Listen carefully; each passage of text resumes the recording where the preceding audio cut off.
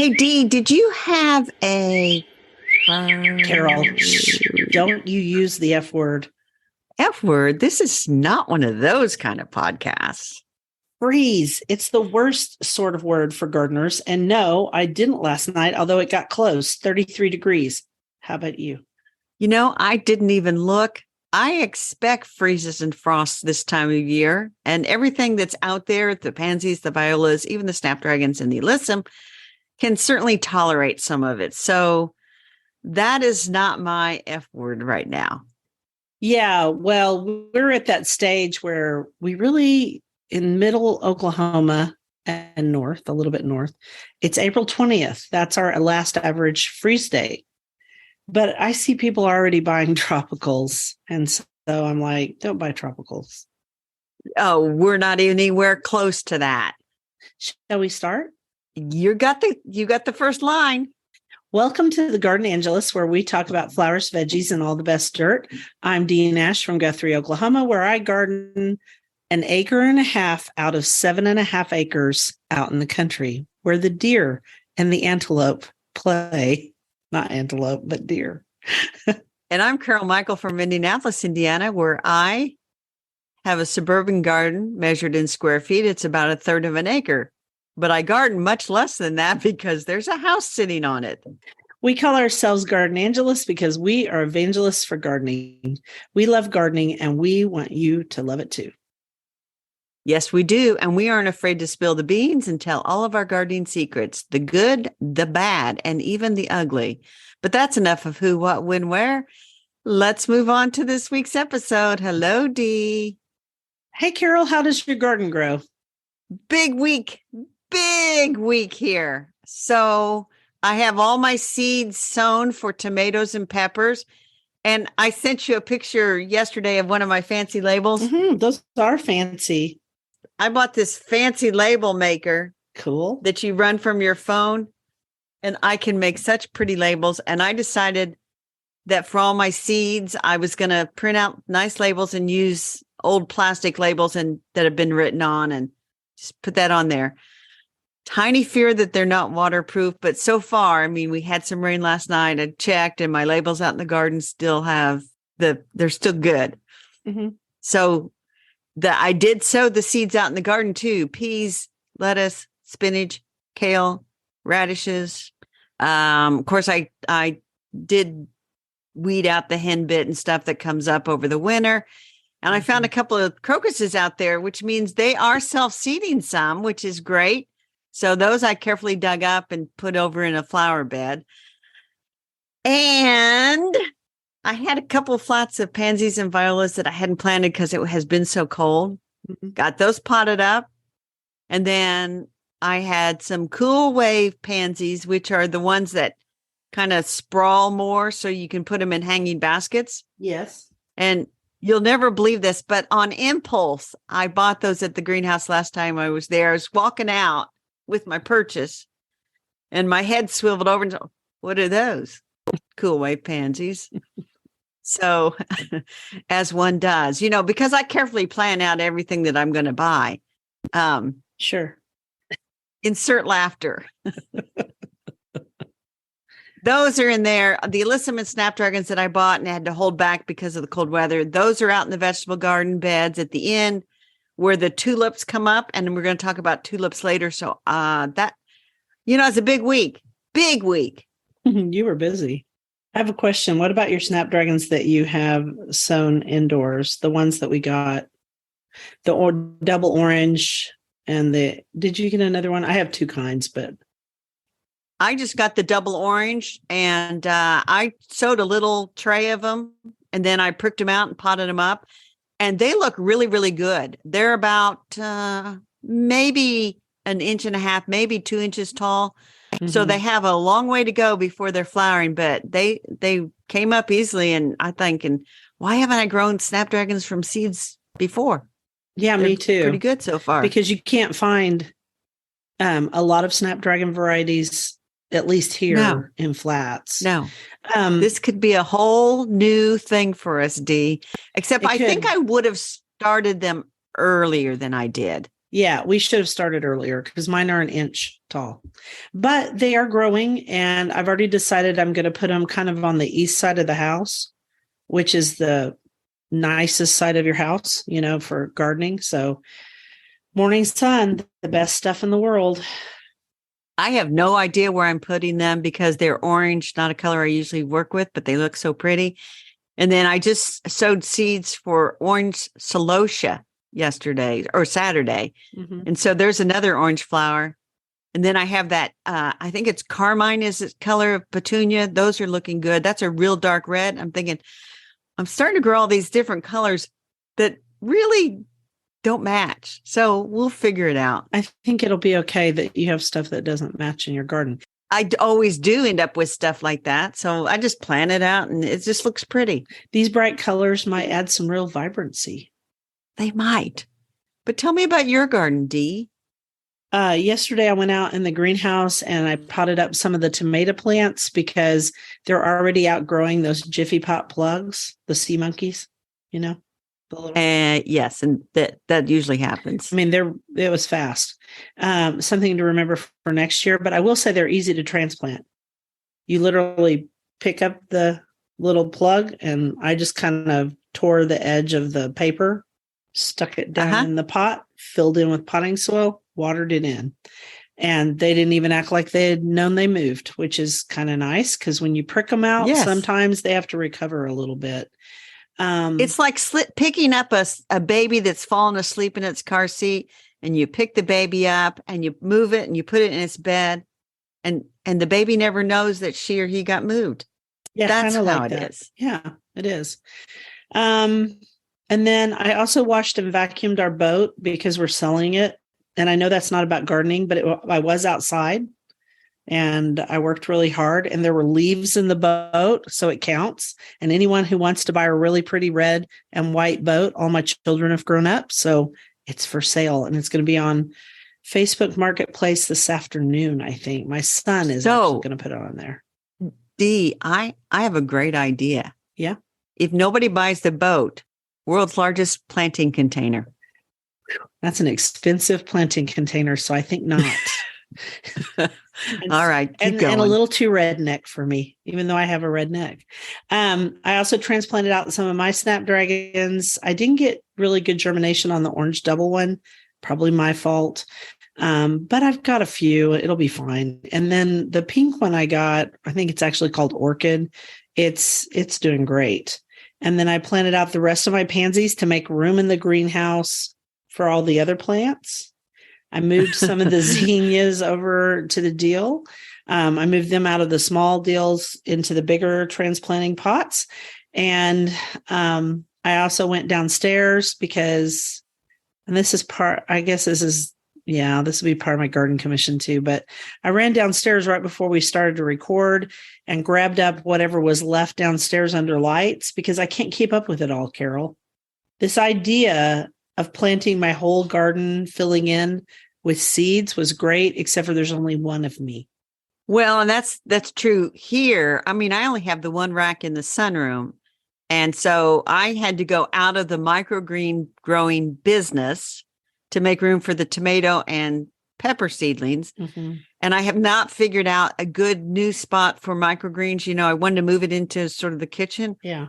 But I thought I don't want to move it into the kitchen before I host everybody for Easter, because then I got to move it out. So I thought, well, for a couple of weeks until I sort things out, I'll just get out of the microgreens growing for a while. So that's all cleaned up and they're sitting there, and I'll start sowing again after Easter. There's only so much time and only so much room, sadly. And also I got some plants from Southern Living Plants while I was in Texas. Yay. I got Royal Hawaiian Waikiki Colocasia, which is an elephant ear. And I'm very excited about this one because it's really pretty. I'm going to put it in my front pots, but I'm not sure why they sent it so early. It's in the greenhouse. Luckily, I have a greenhouse. And then they also sent me something called Red Sky Ilex, which I asked for. These are extremely vertical growing hollies. They look like giant exclamation points. So now I got to figure out where to put them. And right now they're sitting in the greenhouse and I'm thinking about it. Do you know which ilex it is? Is it verticillata or? I don't know. You can look that up. And I'm looking right now because I actually have links in our information. No, this is Ilex crenata. okay, I'm not familiar with it. I'm not either. It says this dense, upright structural addition adds color with its reddish new growth and black berries. So it has berries. So what's it hardy to? 6A. So it would be marginal here at best. Yeah, it's pretty. They're very pretty. So shall we do our quote? I'm finished. All right. Here's the quote. Happiness. The color of it must be spring green by Frances Mays. So you'll notice a theme this week. I looked up all of the authors of our quotes. Cool. And Frances Mays, you'll quickly recognize, is the novelist who wrote Under the Tuscan Sun, which was a New York Times bestseller. And then they made that into the movie of the same name. And I've seen the movie, but I haven't read the book. Oh, I've read the book and I've read her other book. I haven't read the newest one, but I've read Under the Tuscan Sun and the one that she wrote next. But this one sounds good. The recent book, A Place in the World, Finding the Meaning of Home. That sounds good. Yes, I thought that sounded good. It's a book of essays. She has written an autobiography, which I think is called Under Magnolias, Growing Up Under Magnolias or something like that. I should have written it down. But I put this one on reserve at the library. It's a book of essays. I love books of essays. Me too. You know, you kind of dip in, read one, dip in, read one. So I'm going to pick that up at the library because it sounded interesting. But we are not talking about anything Tuscan or anything Italian. We're talking about tulips. Yes, when I'm not up chasing Masha away from the plants I brought up from downstairs because she's obsessed with them, we are going to talk about tulips. And we decided to talk about tulips partly because I'm getting a lot of questions about tulips on Instagram, and I get a lot of questions about tulips everywhere I go because, you know, everybody wants that quintessential Dutch flower, which isn't really Dutch, but the Dutch have perfected growing them. Yes. And so I would say that when it comes to tulips, I'm almost completely like done with the hybrids, you know, the one and done, which almost are grown as an annual. I'm not done because I always pick up a bag or two of them and plant them, but I never expect them to come back. And when they come back the next year, that is fine. They won't be as beautiful. And here in Oklahoma, they may not come back at all. But you know what? You may not get any tulip bloom here at all, period, because if you don't plant them in cages, or which I don't, because I refuse to plant them in cages.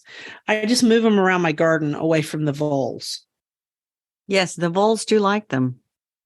Voles love tulips. Deer love tulips. So my advice is always plant them way up close to the house. Plant them in an area where you haven't seen any kind of vole damage. And yes, I wrote everything about voles for Family Handyman, so we could link to that if you want to. And I will definitely link to all of that, Dee. Voles are a nightmare, especially in sandy soil. And so I have sandy soil with pockets of clay. And right now I'm looking at my tulips, which are out with my white daffodils in the kitchen border. And I just tell people, you either have to, if you are just like, you're one of those people that gets really depressed, if something snatches your tulip, you have to plant them in cages or plant them in pots. And then pots are iffy because you have to put something on them to keep the squirrels out of the pots. And also sometimes they rot in pots. I don't know how they do it. They rot in pots here. I don't know. You know, you have to have, I think, almost a cold frame or something where you can put them down in there. And I just have never had good luck. Yeah, it's hard. I've done it several times. Teresa Dawkins, who we shouted out to last week, Oak Grove Garden, she went through the process that she did to get hers to bloom in pots this year. It's on her Instagram. If people want to go find her, she will tell you what all she did. It's complicated. So this year I just planted, I'm looking out there, I think I planted 50 in my kitchen garden, and that's it. Which some people will say 50 is quite a bit. I probably planted 50 hybrids. And then, like I said, I love the species. But before we go there, on the ends of my garden bed, I kind of have a little section that I put flowers in where I planted the alyssum and the snapdragons. There's still tulips that are coming up from, I think I planted them 3 years ago because I Mhm. wanted them to bloom for Easter. And then what comes up comes up. And so far, they won't bloom like they bloomed the first year, but I'll get a few blooms out of them. Mhm. But you know what else likes to eat tulip foliage is rabbits. Yeah, everything I likes went out there and I tulips. thought, Tulips are the this- chickens of the flower world. I always joke everything when eats people have them. chickens, everything loves chicken. Everything loves tulips. So they're edible. They're edible to even human beings because in Holland, they ate them during World War II when they were starving to death. So just keep that in mind. And now let's go on to the species tulips, which I really don't have luck with either. Oh, I wanted to say one more thing about hybrids. I really grow them as annuals because I just view them like a begonia, a really cute spring begonia. But one year I got some yellow hybrid bulbs from Brent and Becky's. Brent sent me some yellow ones. I don't know what variety they were. I planted them out in that bed that faces the street, and I had them for 4 or 5 years. And That's they came back good. every year, and they looked amazing every year. Here's why I think it worked. I think we had particularly cold winters, which they love. That bed is extremely dry in the summer, which they love. And I just think it was serendipity. And they were probably planted in between daffodils, so no voles found them. Later on, I had voles in that bed. So I just keep moving them around. And in my quest for ways to love your garden more, plant things where you can see them. So if you're going to Yes. grow tulips, grow them right outside your door. And actually, right now, you can buy tulips that are barely up in the soil, potting soil, at Lowe's. So if you really need tulips and you need them now, just go buy yourself some, along with some tete-a-tete daffodils. Okay, now talk about species.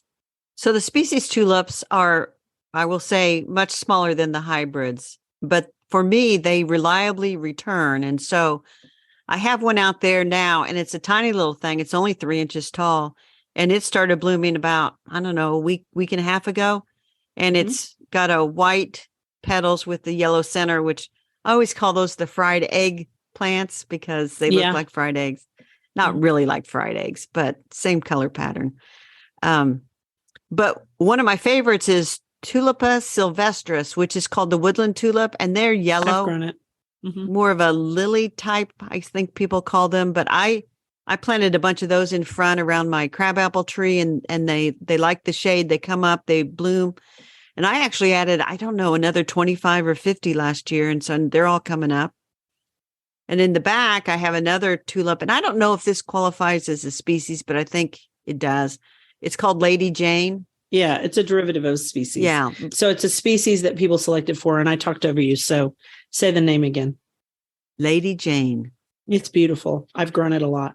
Pink and white striped petals. And this one, it also comes up reliably. And I don't think I've replanted in quite a while, but I should have a pretty good display now. Will they bloom for Easter? Probably not, but that's okay. They're a little later here. And then there are a few other species tulips that I've forgotten the name of, and they pop up here and there, and they look lovely. And so I might seek out some more.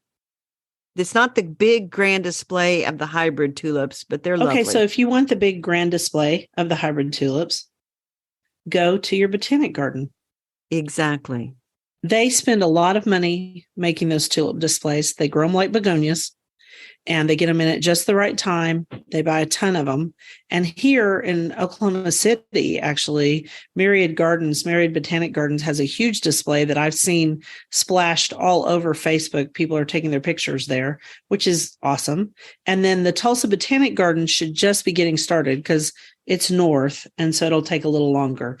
And so I would say Myriad is right in the center of its display. And I don't know where OSU fits into this. They have a botanic garden too.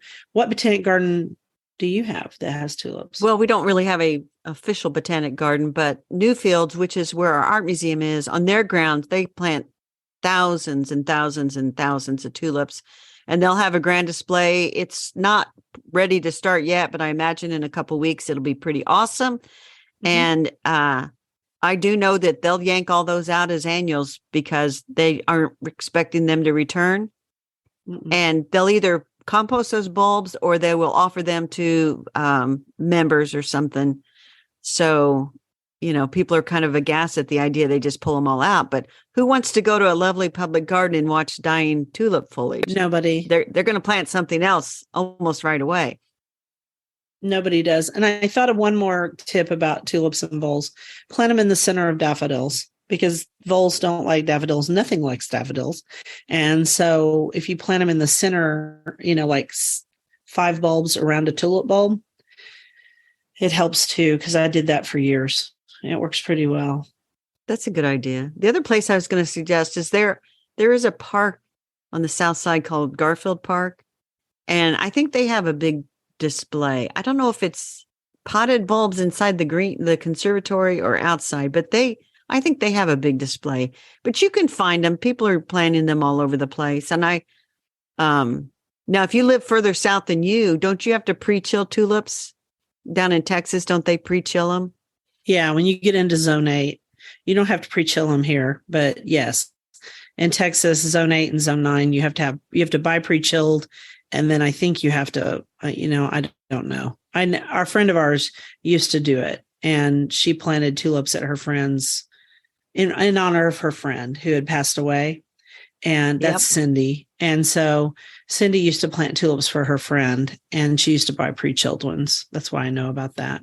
Also, if you're going to buy tulips for like say you go to a botanic garden and you see a really pretty tulip that you love, buy them now. Order them now. Yes. You can order them now, like Brent and Becky's. I don't know if they have this deal. I didn't check, but sometimes they'll give you a discount if you let them charge your credit card now. And sometimes other sites, John Sheepers, I think, they will charge your credit card when they get ready to ship. But ordering now also helps it helps the growers or the sellers know what to buy, because they pre-sold everything. So that is helpful. Mm-hmm. Right. There are tulip futures, just like there's orange juice futures. And so if you order now, you're going to get better selection and stuff like that too. It's also a great time to order daffodils and all the other bulbs, which, by the way, you and I both shared pictures of Kyandoxa on our Instagrams. I did. On the gram. I shared Starflower. Did I share Kyandoxa? Maybe a while back. I thought it was Kyandoxa. I don't know. But maybe it was the other. Maybe you did. Maybe I didn't look at it close enough. At my house, it's growing really well right now, and they're so pretty. Glory of the snow. Yeah, they are pretty. They're blooming out there again. A few of them might still be blooming for Easter, but Easter's too late for most of those lawn flowers. Yeah, mine's basically done. Okay, so you want me to do the next quote? Please. Every day, a million miracles begin at sunrise. This is by Eric Jerome Dickey. And you also researched this one. An American writer. He died in 2021, age 59, from cancer, which, as we say, is far too young. But he was known for his fiction, primarily crime novels, featuring grifters, ex-cons, and assassins, which is not something I generally read, but that is a lovely quote. I read crime novels a lot, and true crime, as we know. So our vegetable this week is rhubarb, which you're going to talk about because it's very hard to grow in Oklahoma. It's almost impossible. The funny part is you can probably grow it in Tulsa, because I know you can grow it in Missouri, because my grandmother grew it. All right. Well, I would call it an old-fashioned, old farm kind of vegetable. The first thing I'll say is the stalk is what you eat. The leaves are poisonous. The leaves are poisonous. And so I did look up the botanical name. It's Rhubarb hybridum, because almost every variety sold today is a hybrid, and they go back a long ways. It's in the buckwheat family. Who'd have thought? And nutweed. Knotweed. One of the reasons that we mentioned the part about the leaves so much is that the leaves look a little bit like Swiss chard. Yes. In fact, if you cut Swiss chard and lay a stalk next to rhubarb, It's not going to be Mhm. easy to tell the two apart unless you bite into the stalk. And the rhubarb you will know is very tart, very Mhm. sour, and the Swiss chard won't be. But don't bite into the leaves to decide. That would be wrong. No, and this is another perennial vegetable. Yes, this is a perennial vegetable. So the best way to get started with rhubarb is to find somebody who has rhubarb that's getting ready to dig theirs up and divide it, because they'll grow in place for 5 or 6 years, and then they start to get thinner and thinner stalks. And so that's a Right. good sign. You need to dig it up, divide it, and replant it. And they could give you a start, which is, Mhm. you know, that's one way. Or you can just buy the rootstock, and they're for sale right now. And right now would be a fine time to plant it out in the garden. It is frost Yeah. tolerant. You don't cut off the stems, No. which I learned from Gardener's World. You break them off. Yeah, to harvest it, you break off the stem at the base as far down as you can go, because you don't want that little stub sticking up. And then the other thing is, the first year after you plant it, you don't harvest anything, because you want it to grow and become a bigger plant. You'll have better rhubarb the second year and subsequent years. It's like asparagus and strawberries. Same Yes. idea. And somewhere on Facebook right now, somebody's saying, or has asked, my rhubarb's flowering, like either A, I have the greenest thumb, or what should I do? And the answer is just cut that flower off. Cut it off. You don't want the plant to spend energy making seed. You want the plant to spend energy growing a strong root and strong stalks. Right. Now, here's something interesting, Dee. I found out I've never seen them, like you don't go to the store and buy these, but you can order rhubarb seeds. Why would you? That would take a long, long time. I don't know. I think it was on True Leaf Market had them. I'll put a link to it. I don't see that I put a link here, but I'll put a link to those seeds, because you can grow it from seed if you so desire. So when you eat rhubarb, how do you eat it? Do you eat it? Well, here's the big secret. I do not eat rhubarb. I don't like sour, tart things like that. Mm-hmm. And I always feel like if you have something like rhubarb that really needs an equivalent amount of sugar in order to make it edible, Mm-hmm. what is the point? And so I know people put it in like strawberry pie. I know, probably because you can pick the stalks when you pick the strawberries. And I know people put it in like crumbles and things, but some listener can tell us, what's the point of eating rhubarb? I think the reason people like rhubarb is because I think early on, it was a good source of vitamin C, among other things. That could be. And it might have been a way, sorry, it might have been a way to get your vitamin C early along with strawberries. That's one thought. Some people really like tart stuff. I'm one of them, but I do like sugar in it. My grandmother used to make strawberry rhubarb pie, and I remember thinking it was really good. This is my mom's mom, Margaret. And Margaret was a really good pie baker and a really good baker, period. So I would eat a piece of rhubarb pie for her. But you said rhubarb is hard to grow in Oklahoma. Yeah, I mean, I've tried it several times and I can't get it to grow. I knew some people who had it here and they grow it in partial shade. So I don't know. I mean, it is not worth it to me to try. And here, I always think of it as it's on the corner of the vegetable garden, and maybe there's a row of asparagus, and we'll talk about asparagus, another perennial vegetable, another week. But it's kind of like it sits there on the corner of the vegetable garden, and our neighbors next door growing up, they always had a big bunch of rhubarb on the corner of the garden. Just they would plow it up around it, rototill around that thing. But I don't know.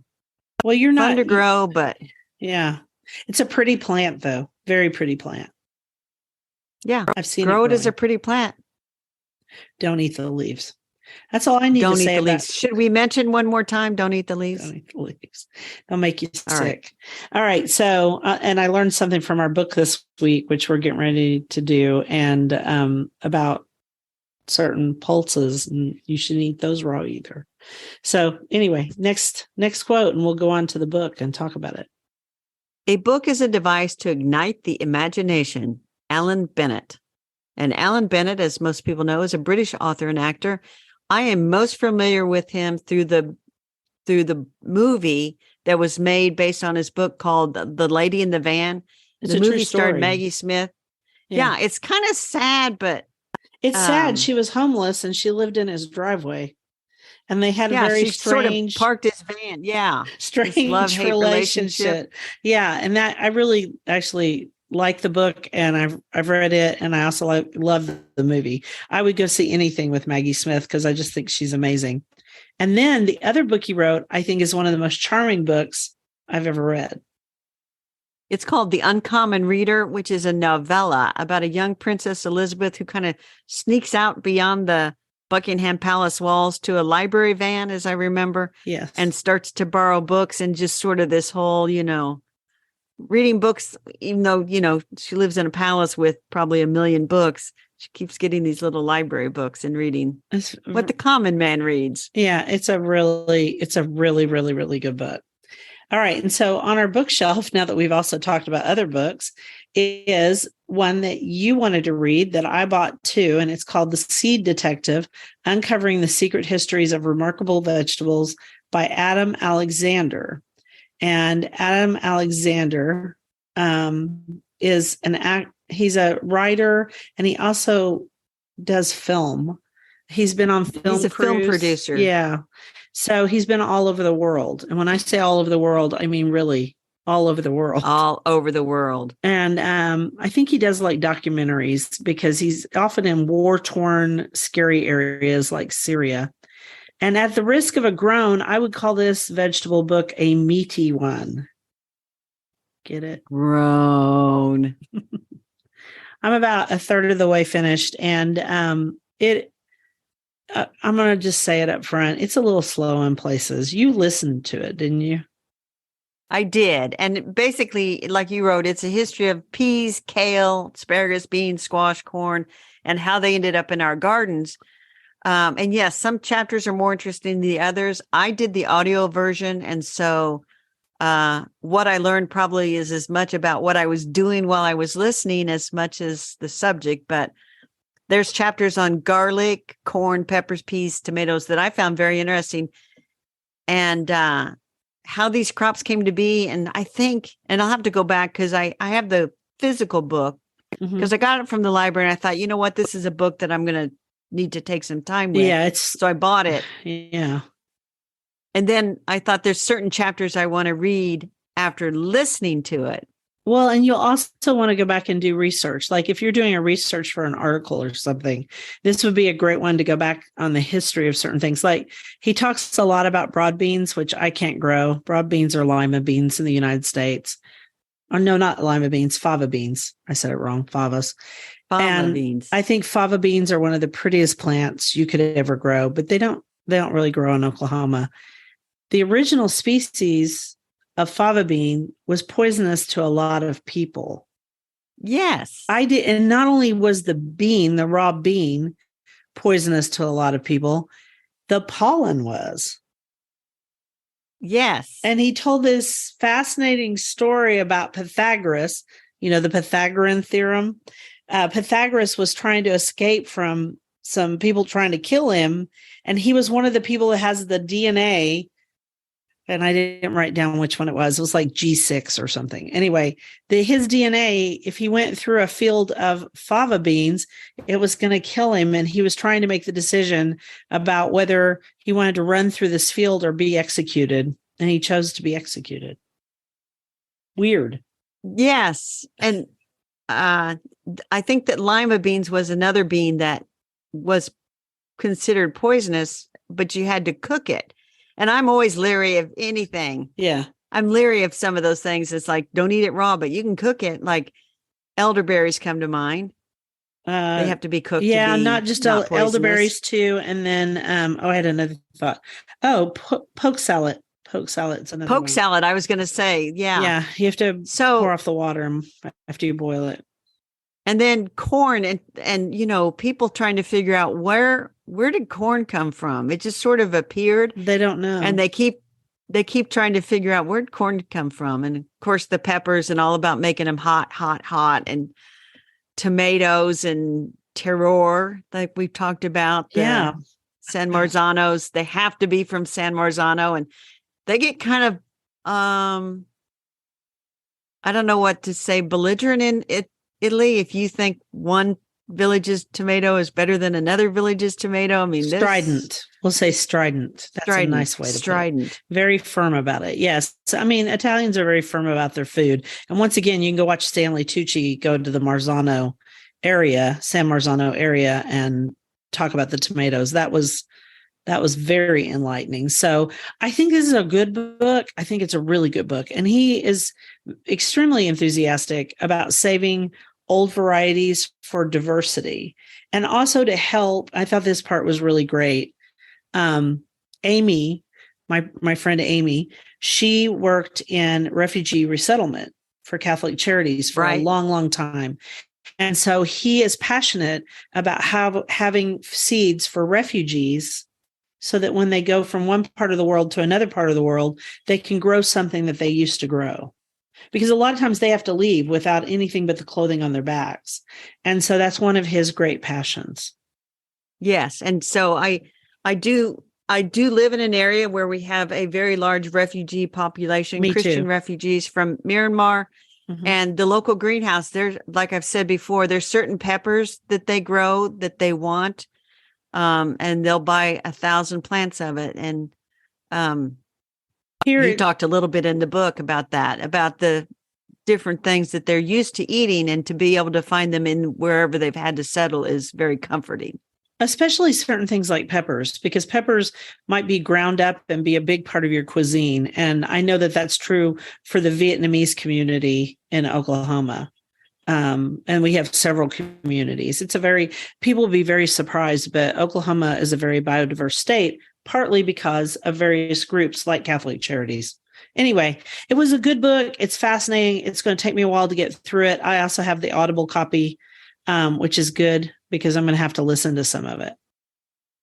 And I did listen to some of it while I was working on sowing some seeds and stuff. And I thought, after reading this, I thought I should have taken a little bit more care to pick the varieties that I'm growing and seek out more heirlooms, and maybe go out to some of those sites like Seed Savers Exchange. Yeah, and you look could branch out a little. That would be fun. I could. Although when I was sowing my tomato seeds, I thought, what are these things I bought? I bought one called Blue Beach, and I couldn't figure out why I bought something called Blue Beach. Did you get the black strawberry ones I sent you? I got black strawberry and I got evil olive. They have both been sown, and I've way too many tomato seeds. Me too. But Blue Beach, I went back and looked it up. I bought it from Pine Tree Garden Seeds.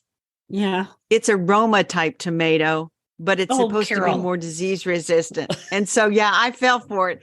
We shall see when we shall see. But the Romas and the Blossom End Rot is just legendary. I gave up this year. I'm not growing any Romas. I'm going for it. I'm going for it again. You. I've got a new variety, Blue Beach. Cool. Hit that next quote.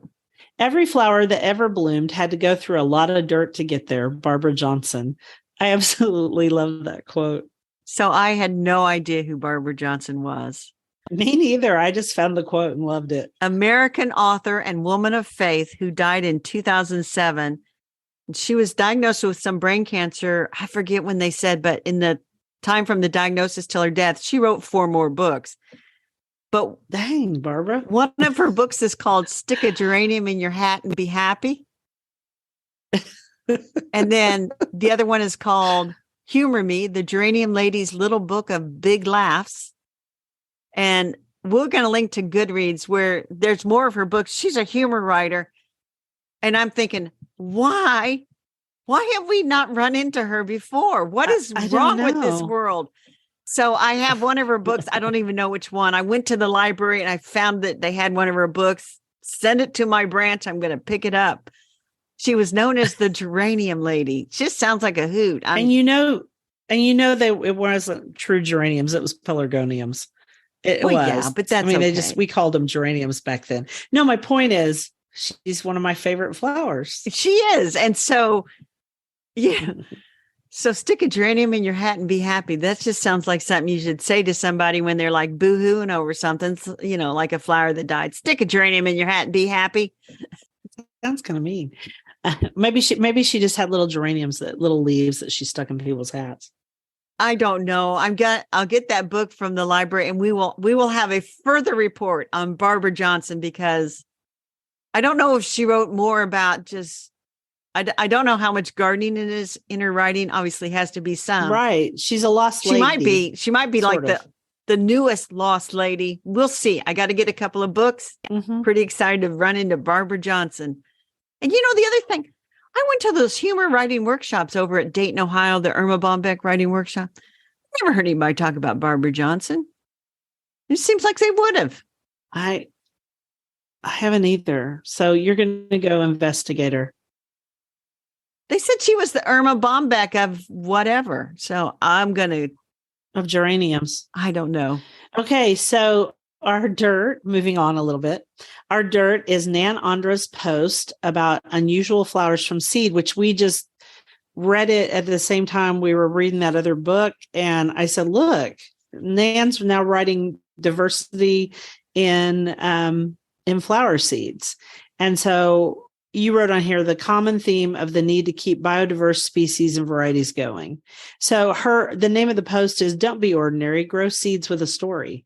And I love that. Nan tells a good story. I love that. My gosh, I wish I had done that. She also has an Etsy shop, which we've talked about before. And I have bought many seeds from Nan on the Etsy shop, and she has some wonderful posts about how to start difficult things from seed.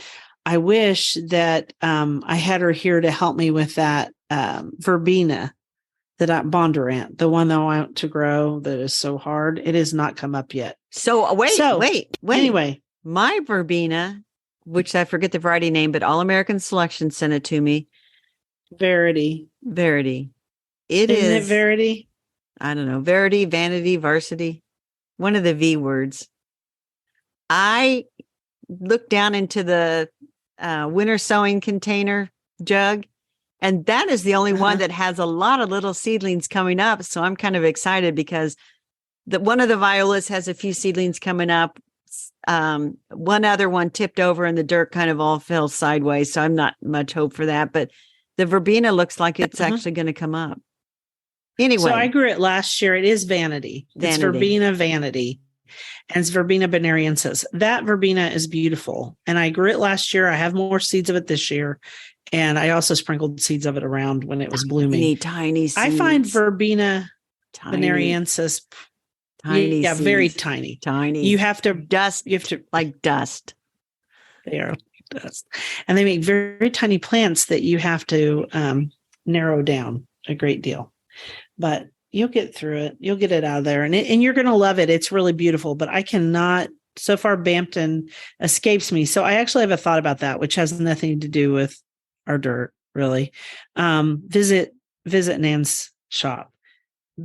They sell Bampton's plants on Select Seeds too. So I may actually order some Bampton so I can take cuttings from it if cuttings work.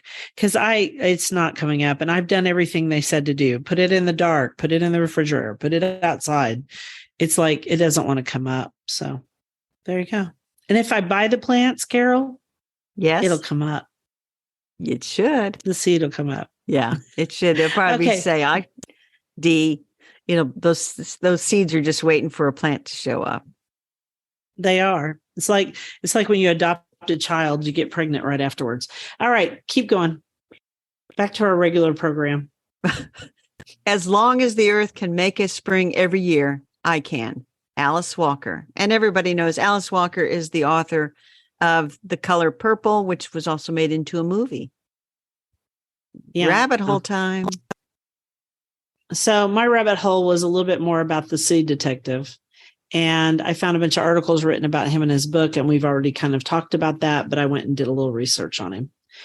And and I inserted a picture of his garden into our notes, and it's a very pretty little garden. Looks like it needs to be a lot bigger to grow all those seeds. Yes, but does look fairly big, and he is in Great Britain. And we should note that in the picture he has a small greenhouse and then two polytunnels. I'll Hoop call houses. them hoop houses. That's the word.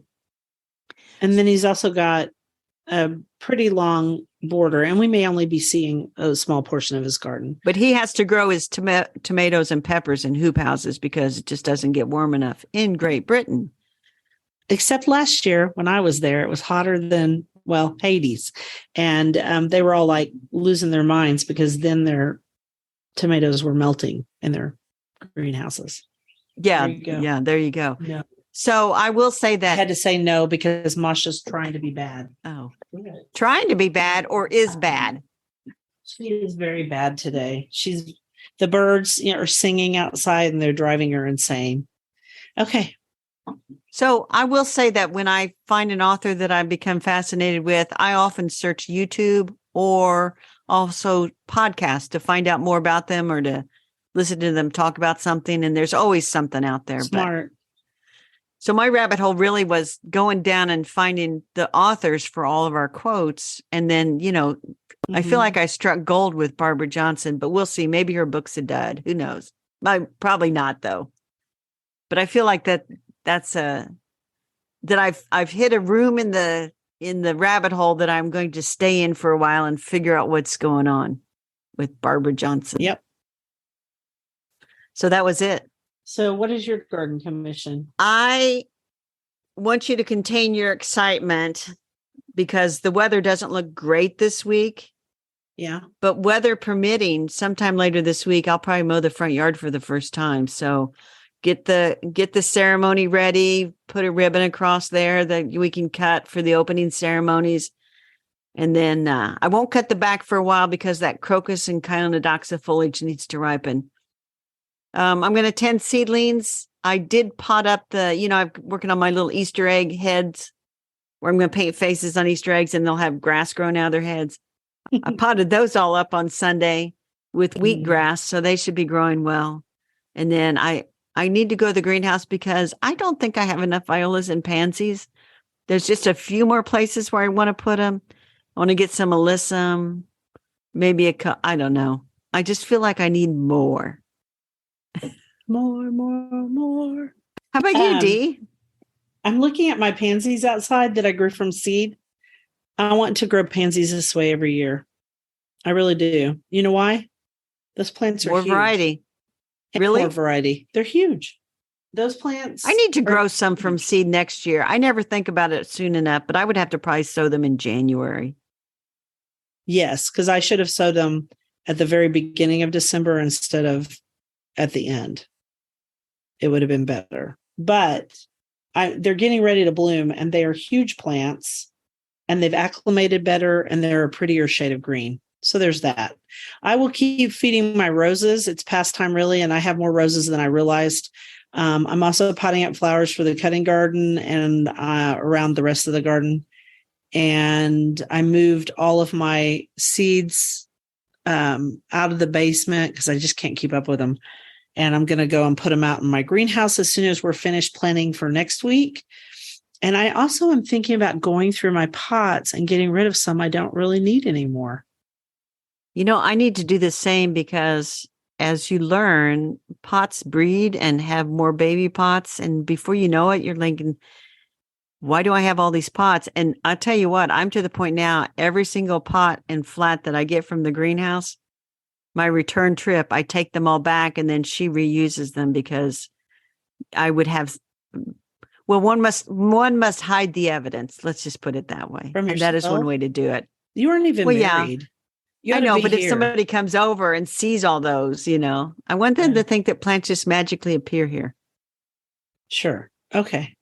And the other thing I might do, by the way, I think I am going to sow some zinnias in flats. And then as long as it's warm outside, I'll put them out and then I'll take them back in, back and forth, back and forth, back and forth. I won't have to worry so much about the lights if I do that, I think. And they'll be all right. That is one of the good things about having a greenhouse and also winter sowing. You don't have to harden them off, which is a huge part of the seed process. So, I had another thought, but it went away. It wasn't important. I'm just going to keep on working in the garden because there's so much to do. Oh, I know what it was. I just want to remind people that if they need garden coaching, contact me soon because my calendar is starting to fill up. There's only so much of me suggestion to go around. So anything else?